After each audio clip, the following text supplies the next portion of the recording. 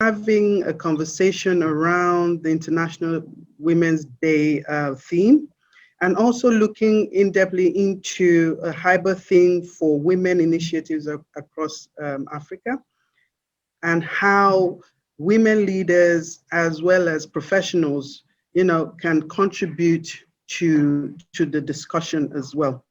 Here with me is a really great lady and business lady as well, and professional as well. She would introduce herself as we go along.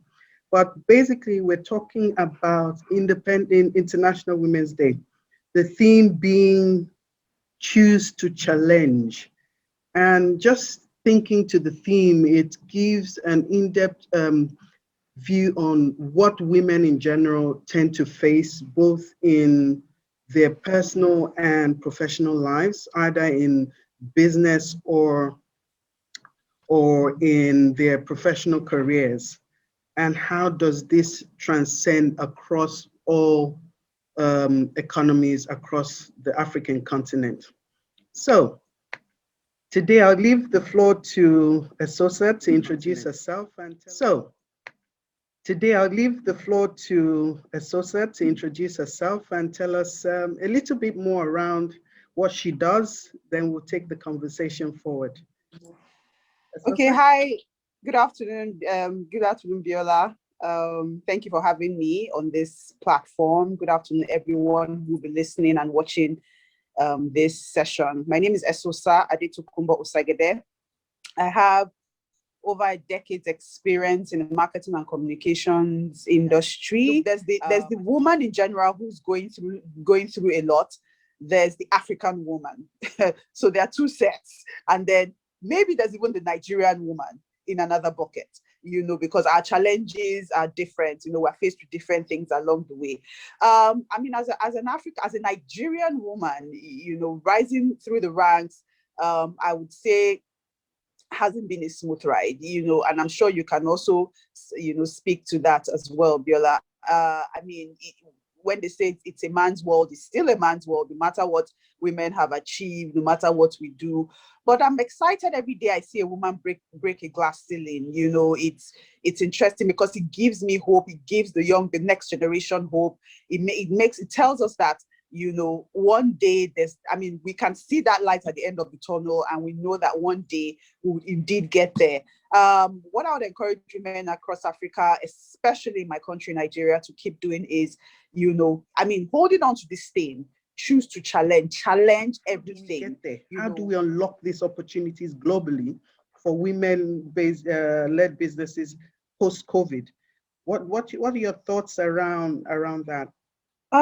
Interestingly, sometime last year, I was invited to Arise TV to speak about opportunities. Well, it wasn't about for female, but just how people can, marketing and communications, how you can position your business and exactly what you said, unlock opportunities, here in Nigeria and even global opportunities. COVID is here. We don't know how long it's going to be. Now's the time to start to do things differently and think different.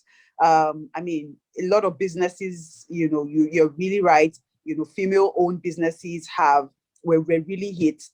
But maybe now's the time, for all of those female groups, we have a lot of them around. I don't want to call the names, but we know them, women in this, women in that, to really, really, stand up for what they are and what they represent. How do we encourage corporates themselves to consciously include and source women-owned businesses to support their own corporations as well?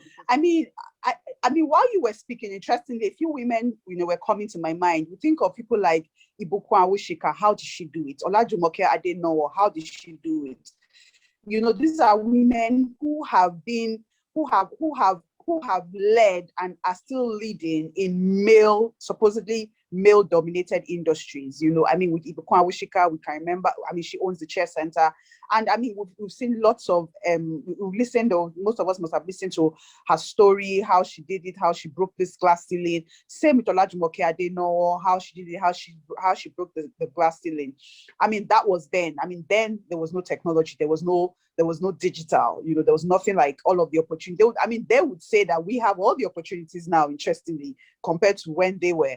And that's where we sit today. We sit in a digital world. We sit in a very inclusive world. For me personally, the first things I do when I am searching for something, it happened to me even just today.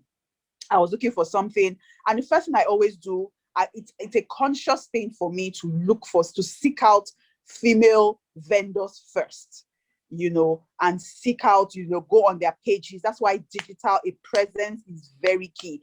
I do pro bono classes, or give talks on how your story, your digital space must tell a story. I must be able to go to your space on whatever digital platform you're on, and see who you are, what you do, and the quality of work that you deliver without even interacting with you. I think that's brilliantly said. And I really, really am appreciative of you taking out time to have this conversation. But it's a conversation that needs to keep going and, surging forward. And we at HYBR, we're doing a lot, coming up with a lot of support programs for women-led businesses through the year. By the second quarter, we'll be sending out promotions around what we're doing around women and where we can help for women-led businesses and support them in whichever capacity, either from a venture support or from a fundraising standpoint, or in general, pointing them in the right direction of what they need to move from where they are to the next level. I think that's brilliant.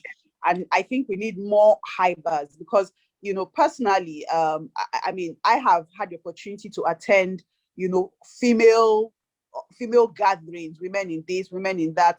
And then for me, it's not enough to gather. What quality am I getting from this, from this coming together?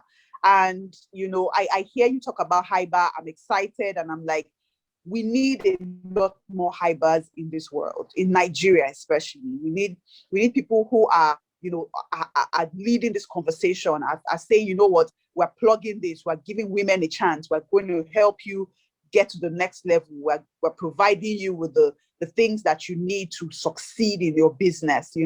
Nigeria, it's tough doing business in this climate.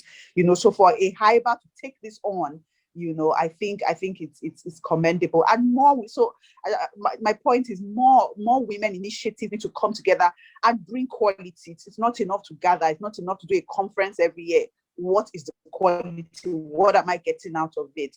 The woman who's starting that small business, is she bold? Can she walk up to any of these female-led initiatives and say, you know what, this is who I am, hold my hand, on this journey?